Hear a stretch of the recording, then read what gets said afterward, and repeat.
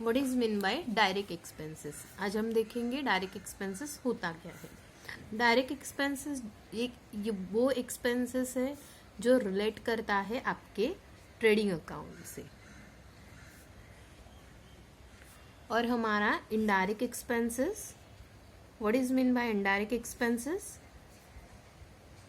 जो expenses relate करता है आपके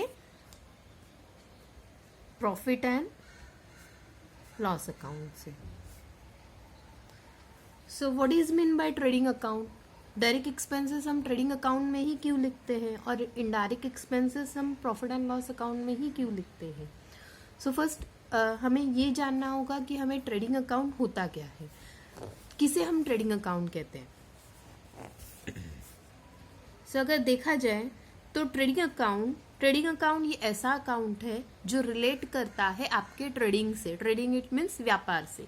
ट्रेडिंग में हम करते क्या है, मोस्टली अगर हमें कोई प्रोडक्ट बनाना हो तो वो प्रोडक्ट बनाने के लिए what we have to do, we have to purchase some raw materials, we have to purchase some like छोटी छोटी चीज़ें जो होती है वो परचेस करनी होती है हमें। देन वही प्रोडक्ट को बनाने के बाद वो प्रोडक्ट हम क्या करते हैं, सेल करते हैं। तो ये सारी जो चीज़ें होती है वो होती है ट्रेडिंग अकाउंट से रिलेटेड, एक प्रोडक्ट बनाने के लिए। So we have to create first trading account, debit and credit side. If we have a debit side and we have a credit side in the trading account, we have to write down particular amount and particular amount. Okay, so we have to write that particular amount. Debit what comes in, credit what goes out.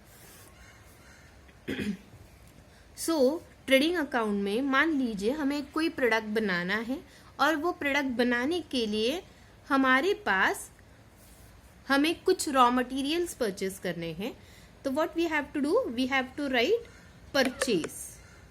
Whatever raw materials we have purchased, that you have to write down in the trading account. So whatever amount we have, then मैं ये चीज आपको क्यों बता रही हूँ, we have to know that direct expenses क्या होता है। एंड परचेज किए हुए रॉ मटेरियल्स अगर कुछ खराब है तो हम क्या करते हैं, उसे रिटर्न करते हैं। So we have to write down here return, कि जो भी हम रॉ मटेरियल्स खराब है वो रिटर्न करेंगे। देन यहाँ पे आती है आपका डायरेक्ट एक्सपेंसेस।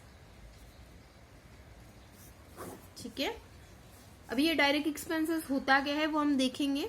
अभी एक प्रोडक्ट बनाने के बाद हमने क्या किया, प्रोडक्ट को सेल किया, that means of sales account. जो भी प्राइस से हमने उसे सेल किया हो, we have to write down by sales account. Then after हम लिखते हैं यहाँ पे अगर सेल किया है उसमें से कोई प्रोडक्ट अगर रिटर्न आते हैं तो we have to write down return. Then closing stock, जो भी प्रोडक्ट पे आपका प्रोडक्ट क्लोज हुआ है, जो भी बैलेंस है आपके पास product, that is your closing stock. Now we have to write down here opening stock. So what is mean by opening stock? जो लास्ट ईयर का स्टॉक हमारे पास बैलेंस होता है वो हम कैरी फॉरवर्ड करते हैं नेक्स्ट ईयर में। So we have to write down opening stock to be here, जो लास्ट ईयर का स्टॉक बैलेंस है वो नेक्स्ट ईयर कैरी फॉरवर्ड करना है। अब ये प्रोडक्ट बनाने के लिए हमें कुछ एम्प्लॉयज की जरूरत होती है। वो एम्प्लॉयज हमें हमारे प्रोडक्ट में कुछ काम करते हैं। वो प्रोडक्ट बनाने के लिए हमें जो भी उन्हें एक्सपेंसेस देना पड़ता है, एक प्रोडक्ट बनाया उसने तो एक प्रोडक्ट के लिए मैंने उसे 100 रुपीज चार्ज किए, राइट, या 100 रुपीज में उसको पे कर रही हूँ। अगर मैं प्रोडक्ट के ऊपर उसको एक्सपेंसेस पे कर रही हूँ, that means your direct expenses. अगर एक एम्प्लॉय को एक प्रोडक्ट के ऊपर हमें जो भी खर्चा करना पड़ता है या उसे जो भी अमाउंट देनी पड़ती है उसे हम कहते हैं डायरेक्ट एक्सपेंसेस, जो रिलेट करता है आपके ट्रेडिंग अकाउंट से। सो ये होता है आपका direct expenses which is on production. एक एम्प्लॉय ने दिन भर में कितने प्रोडक्ट बनाए उसके ऊपर हम उसे अमाउंट पे करते हैं, उसे हम कहते हैं direct expenses. So what is mean by indirect expenses? Indirect expenses which is related to your profit and loss account, उसी के नीचे हम P&L अकाउंट लिखते हैं. अभी ये अलग अलग क्यों बनाया है? क्योंकि ट्रेडिंग अकाउंट जो होता है वो ट्रेडिंग अकाउंट सिर्फ रिलेट करता है आपके ट्रेडिंग से, नथिंग एल्स. इसमें हम जो भी अलग दूसरा चार्जेस करते हैं वो लिखते नहीं है ट्रेडिंग अकाउंट में. Then P&L account. P&L account में क्या क्या लिखते हैं हम कि अगर P&L अकाउंट में हम रेंट पे कर रहे हैं तो हम लिखते हैं रेंट. हमें मंथली जो भी रेंट पेमेंट करना पड़ता है. देन हम लिखते हैं सैलरी.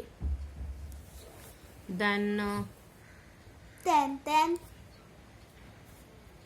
Electricity charges.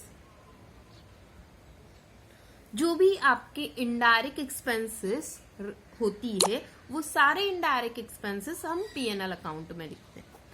अभी ये सारे इनडायरेक्ट एक्सपेंसेस हम P&L अकाउंट में ही क्यों लिखते हैं?